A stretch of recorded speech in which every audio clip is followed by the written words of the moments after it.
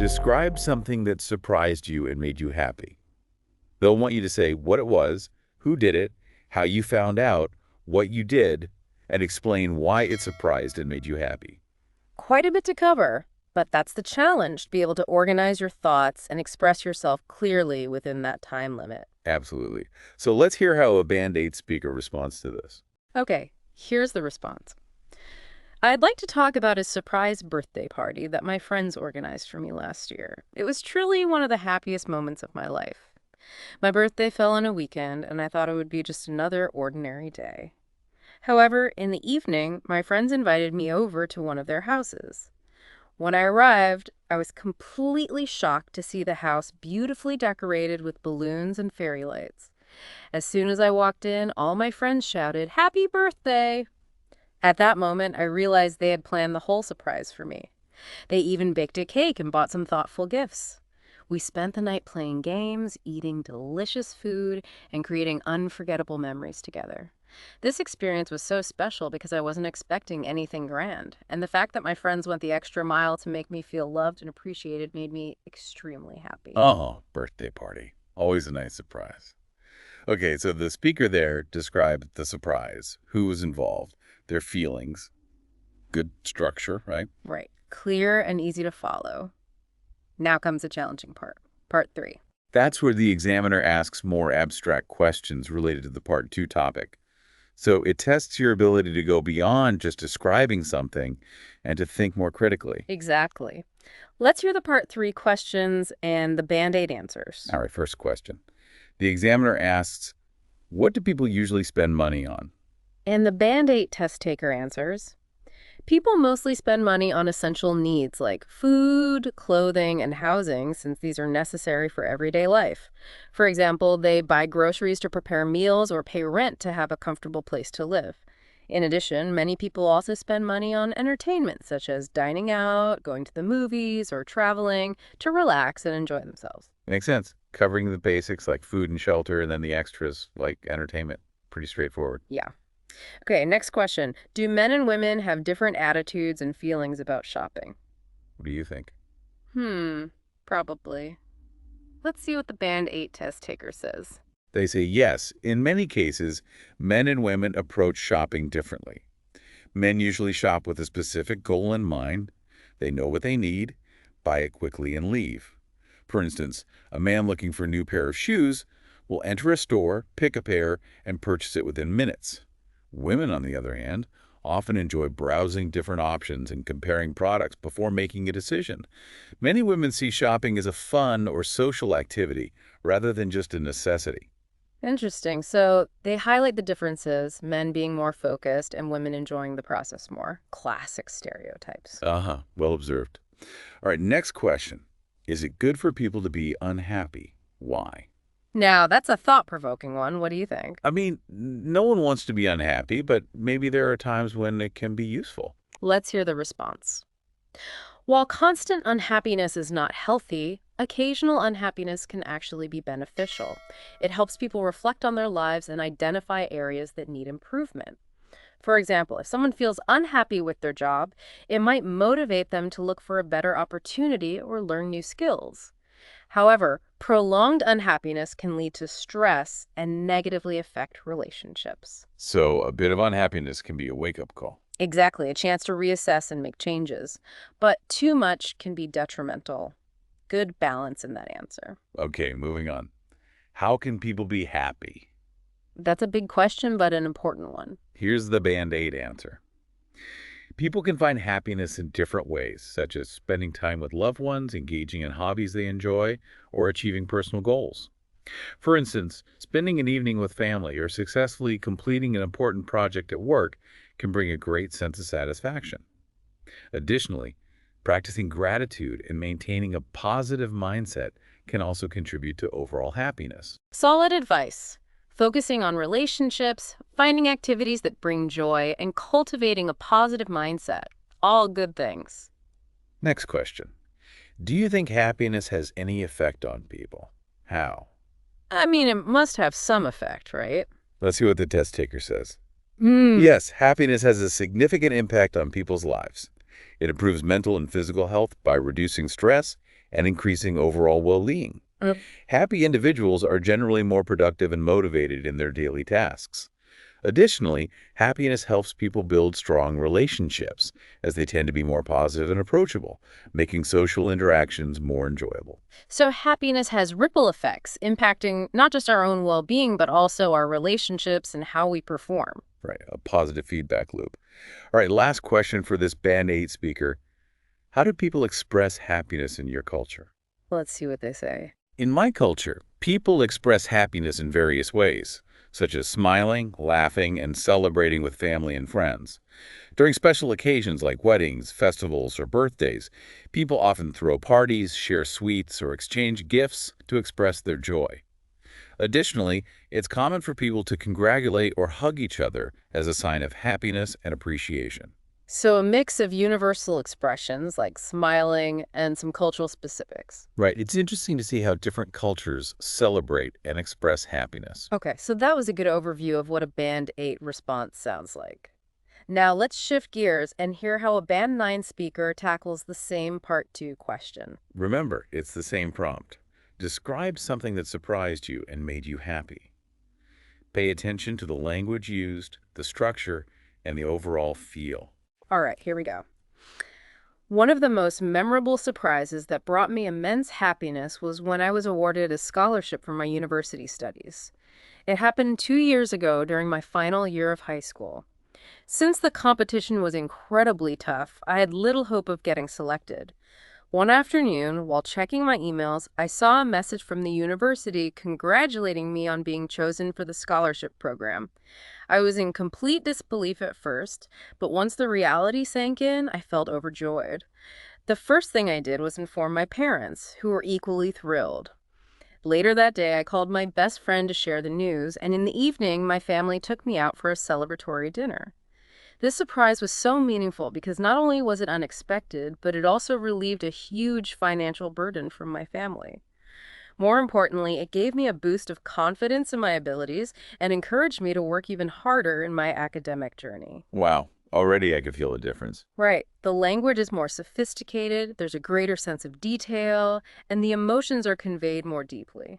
Yes, like immense happiness, incredibly tough competition, incomplete disbelief, a huge financial burden. These are stronger, more impactful words. Exactly, and it makes the story more engaging, more compelling. Now, I'm curious to hear how this Band 9 speaker handles the Part 3 questions. Me too. Let's dive in. All right, first question. What do people usually spend money on? This will be interesting to compare. The Band 9 speaker says, people allocate their money to various expenses, with necessities such as housing, food, healthcare, and transportation taking priority. Beyond that, discretionary spending varies based on individual preferences and financial situations. Some people invest in experiences like travel or dining at high-end restaurants, while others purchase luxury goods such as branded clothing, electronics, or cars. Additionally, many individuals also prioritize saving or investing for their future financial security. So they used allocate instead of spend, which sounds more deliberate. And they gave a wider range of examples like high-end restaurants, luxury goods, investing for future financial security.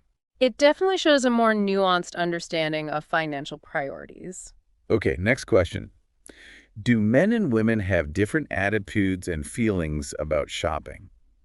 Remember how the Band 8 speaker answered this? Vaguely. They talked about men being goal-oriented and women enjoying the process more. Right. Let's see how this one goes. Here's the Band 9 response. Yes, generally speaking, men and women tend to have different shopping habits. Men often adopt a practical and goal-oriented approach, preferring to make purchases quickly without browsing too much. For instance, if a man needs a new phone, he is likely to research in advance, go to the store, buy it, and leave without looking at other options. Women, however, often view shopping as a social or leisurely activity. They are more likely to explore different choices, compare prices, and enjoy the overall experience rather than rushing through the process. Similar themes, but more articulate, more detailed. Yes, and the language is more precise, like adopt a practical and goal-oriented approach, or view shopping as a social or leisurely activity. It's like they're painting a clearer picture. Right. The differences are more sharply defined. Interesting. Okay, next question. Is it good for people to be unhappy? Why? Let's see if the band 9 response echoes what we heard before. Okay, they say. While prolonged unhappiness can be detrimental to mental health, occasional unhappiness can actually be beneficial. It often serves as a catalyst for self-improvement and personal growth. For example, someone feeling unfulfilled in their job might be motivated to upskill or switch careers. Similarly, overcoming challenging situations can build resilience and help individuals develop a stronger sense of purpose. However, it's essential to manage unhappiness effectively to prevent it from leading to chronic stress or depression. So again, similar message. Unhappiness can be a motivator, but too much is harmful. But the Band 9 speaker uses more sophisticated language like catalyst for self-improvement and personal growth. Exactly. And they give more specific examples of how unhappiness can lead to positive changes, like upskilling or finding a more fulfilling career. Moving on, how can people be happy? I'm curious to hear what new insights they offer. They say. Happiness is subjective, but several factors contribute to overall well-being. Building strong relationships with family and friends, pursuing meaningful goals, and engaging in activities that bring joy, such as hobbies or exercise, are all important. Additionally, practicing gratitude, maintaining a positive outlook, and finding a healthy work-life balance can significantly enhance happiness. Scientific studies also suggest that acts of kindness and helping others can boost one's sense of fulfillment and satisfaction. A well-rounded response covering various aspects of well-being. And I like how they brought in the idea of scientific studies supporting acts of kindness. Right, it gives the answer more weight. Okay, next question. Do you think happiness has any effect on people? How? Let's see how the Band 9 speaker expands on this. Here's the answer. Absolutely. Happiness has a profound influence on both mental and physical well-being. It reduces stress, boosts immunity, and improves cardiovascular health by releasing positive hormones such as endorphins and serotonin. Furthermore, happy individuals tend to be more productive, creative, and motivated, which enhances their performance in both personal and professional life. Socially, happiness strengthens relationships as it fosters optimism and positive interactions with others. So, a deeper dive into the effects of happiness. Yes, they talked about specific hormones, the impact on productivity, creativity, and even social interactions. A lot more detail and explanation than the Band 8 response. Right, and again, the vocabulary is richer, more precise. Last question. How do people express happiness in your culture? Let's hear what they say. In my culture, people express happiness through a variety of gestures and celebrations. During significant life events like weddings, promotions, or birthdays, it is customary to host gatherings, share sweets, and give gifts.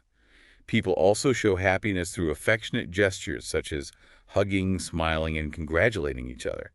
Additionally, music and dance play an important role in cultural festivities as they allow people to come together and celebrate joyous occasions. So, a broader range of expressions from everyday gestures to cultural celebrations. And they highlighted the importance of music and dance, which adds a nice cultural touch. Definitely a more comprehensive answer. Okay, so we've heard both Band 8 and Band 9 responses. Now let's really break down what sets them apart. Right, let's focus on grammar and vocabulary. Starting with the Band 8 Part 2 response, we heard a lot of past simple and past continuous tenses like organized, fell, invited, was decorated. These are essential for telling a story in the past. Exactly. And they used adverbs and adjectives to add detail and emotion, like truly, happiest, completely shocked, beautifully decorated. And those linking words like however, when, and as soon as help connect the ideas smoothly. The sentences were pretty straightforward, which is good for clarity at this level. In the Part 3 responses, we heard a lot of present simple, like people spend, men usually shop, happiness improves. This is good for making general statements. And they use examples to illustrate their points, like, for example, for instance, which helps make the answers more concrete. And we even heard a conditional clause like, if someone feels unhappy, showing a good grasp of basic sentence construction. Right. Now, moving to the Band 9 responses, we immediately see more complex sentences and a richer vocabulary. Like instead of very happy, we heard immense happiness. Instead of very difficult, it was incredibly tough competition. And instead of just being happy, they were overjoyed. They use phrases like incomplete disbelief and once the reality sank in, which add more depth and nuance. And the sentence structures were more complex, like not only was it unexpected, but it also relieved a huge financial burden. They used more sophisticated linking words like since, but once, later that day, more importantly, to connect their ideas more effectively. In the Part 3 responses, the vocabulary was more formal and precise. We heard words like allocate instead of spend, adopt a practical and goal-oriented approach, and social or leisurely activity. They used words like catalyst and detrimental, which you don't hear every day. And they provided more specific details and explanations, like talking about specific hormones when discussing the effects of happiness. It's all about choosing the right words to create a richer, more impactful message. So the takeaway here is that moving from a Band 8 to a Band 9 is about more than just avoiding grammar mistakes. It's about expanding your vocabulary, using more complex sentence structures, and expressing yourself with greater precision and nuance. So for those listening, think about how you can enrich your language. Could you use a more precise word instead of a common one? Could you make your sentences a bit more complex? These small changes can make a big difference. This deep dive has really highlighted the fine distinctions between these two levels of proficiency. And it shows that achieving a higher level is absolutely within reach. We hope this has been helpful for you in understanding the nuances of spoken English. And we encourage you to keep practicing and experimenting with your language. Until next time. See you then.